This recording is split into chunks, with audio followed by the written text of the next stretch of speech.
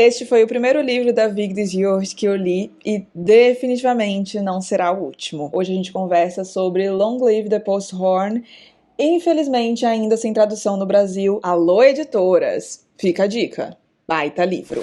Neste livro conhecemos a Eleanor, que é uma mulher de 35 anos que trabalha como publicitária / consultora de comunicação.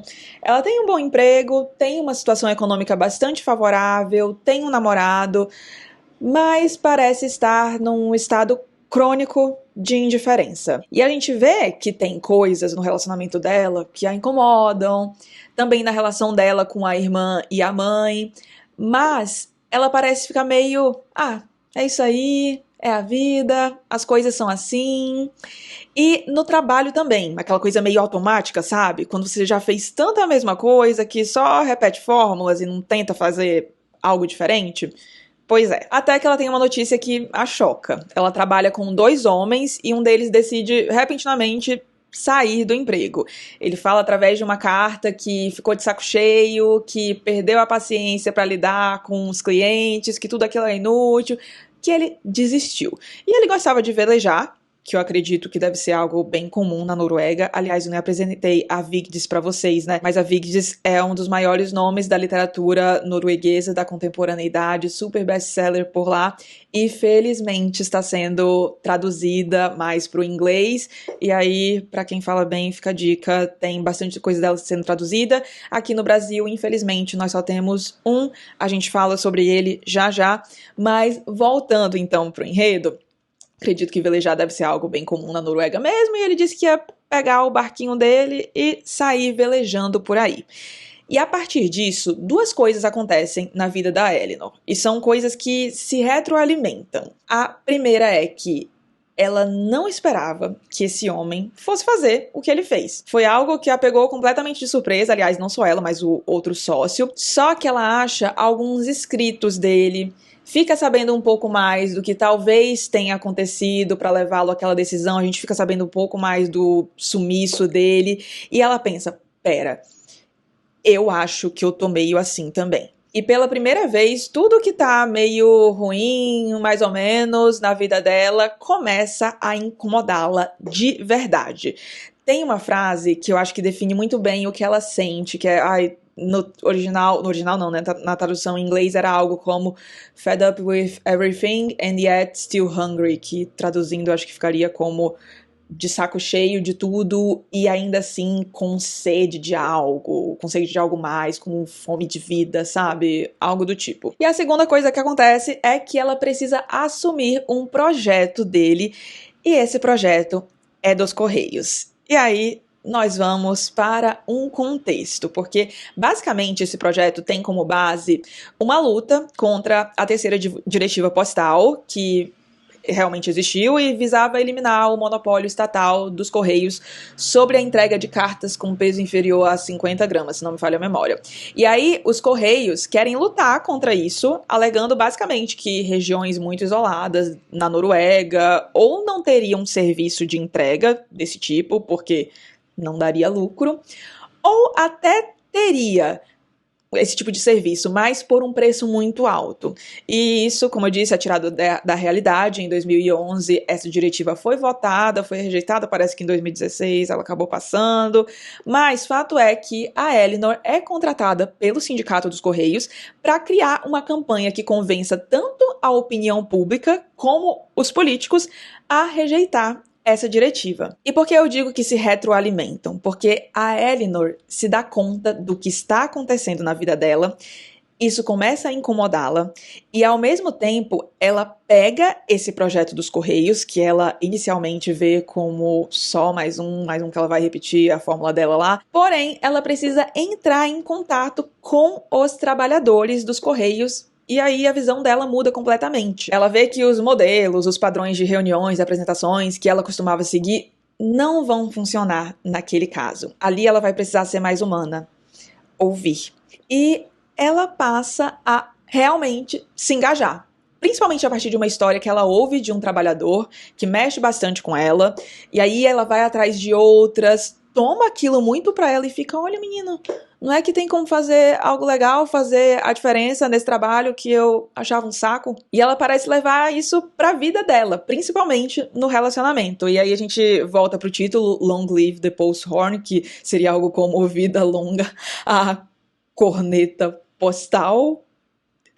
O post horn lá, a trombeta, corneta, não sei exatamente como fica a tradução, é o símbolo dos Correios da Noruega, tem os selinhos lá, bonitinhos, etc. Eu vou ver se eu acho uma imagem pra colocar aqui pra vocês, mas basicamente explicando o porquê do título.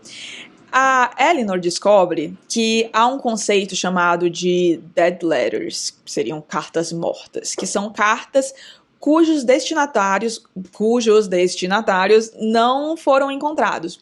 E os trabalhadores dos Correios poderiam muito bem só falar, ó, não achamos, a gente tentou aqui, vida que segue. Só que tem gente ali que ama esse trabalho e faz de tudo pra conseguir achar esses destinatários. E aí, a partir disso, a gente fica pensando, quem lucraria por transformar cartas mortas em vivas? Financeiramente, não faz nenhum sentido. Só que o ponto é que nem tudo pode ser medido em dinheiro. A história que a Eleanor ouve desse trabalhador tem a ver com uma carta morta virando uma carta viva. É uma história realmente emocionante. E é uma história que provavelmente não existiria se o lucro fosse o critério mais importante. Então, essa coisa do vida longa à corneta postal é basicamente algo que simboliza algo que vai além da superficialidade, do automatismo, dessa busca frenética por lucro. Mostra a importância da comunicação, a importância da conexão humana. E eu acho muito bonito ver como esse contexto dos Correios é entrelaçado com a própria questão da carta que ela lê do ex-sócio dela, que a leva a pensar sobre a própria vida. E queria contar para vocês alguns dos elementos de que eu mais gostei do livro. Primeiro é que eu admiro muito autores que pegam temas banais e conseguem fazer coisas incríveis.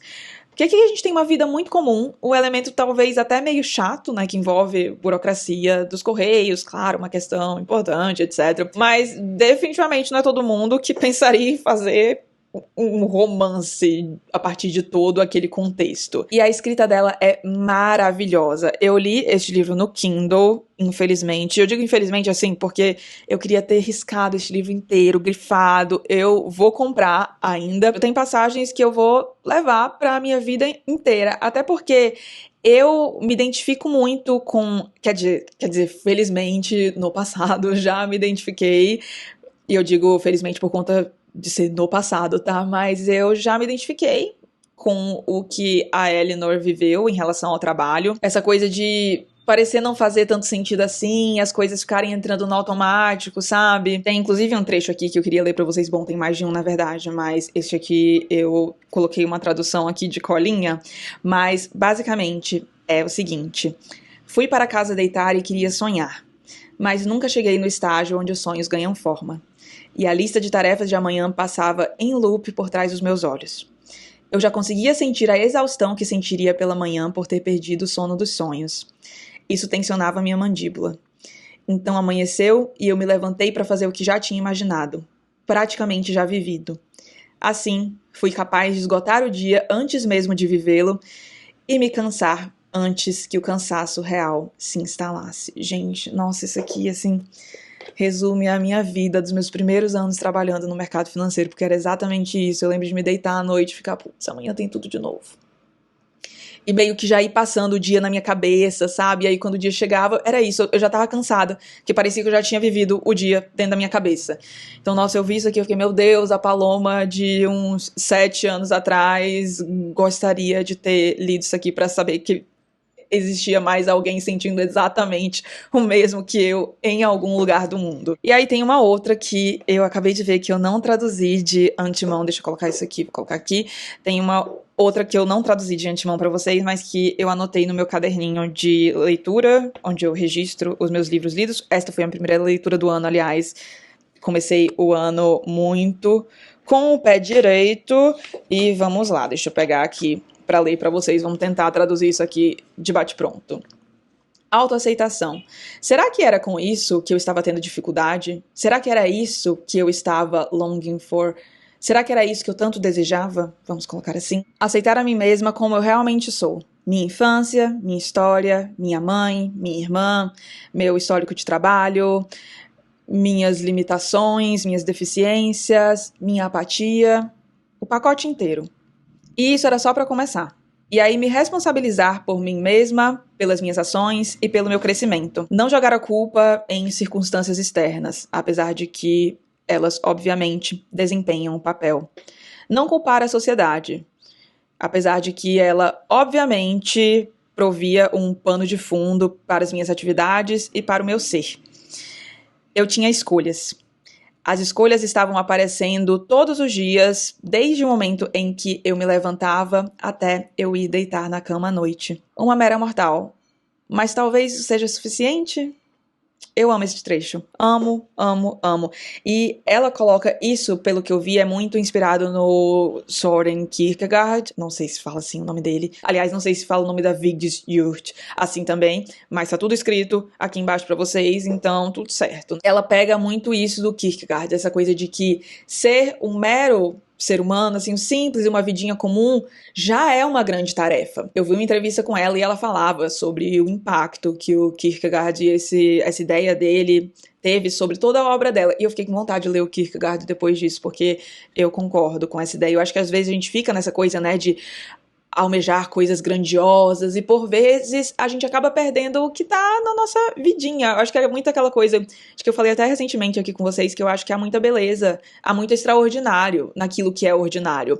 E eu gosto muito do fato de a Elinor aqui não ter que mudar toda a vida dela pra sentir que está mais feliz, que está mais contente, com que a vida dela parece ser suficiente, sabe? Então, ela vê aqui, é bem aquela coisa das pequenas coisas, mas que fazem muita diferença. E também não é que tudo vira um mar de rosas. Gosto muito desse aspecto também. Por exemplo, ela não consegue se conectar com a mãe como a irmã dela consegue. Mas pra ela, pela primeira vez, parece que tá tudo bem com isso, sabe? E também não acontece de um dia pro outro. A gente vê que ela vai tentando. E às vezes dá vontade, inclusive, sacudir essa mulher, tipo, meu Deus do céu, faz alguma coisa.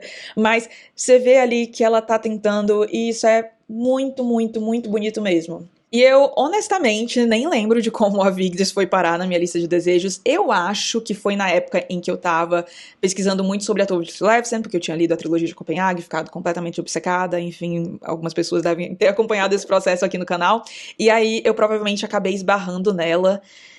Eu lembro que eu li uma lista bem interessante, aliás, de livros que poderiam agradar quem gostou, ou livros/autores que poderiam agradar quem gostou da trilogia de Copenhague. Eu chuto que eu devo ter encontrado ela nessa lista, que eu nunca mais encontrei, inclusive, a lista, meu Deus, eu vou ver se consigo pesquisar com mais intensidade. Ou quando eu estava pesquisando sobre literatura escandinava, porque eu gosto bastante de literatura escandinava, é um tipo de literatura que costuma funcionar bastante para mim. Eu acho que eles são muito bons em pegar coisas do cotidiano e transformar em reflexões muito legais. Eu gosto do estilo, que por vezes é um pouco mais seco.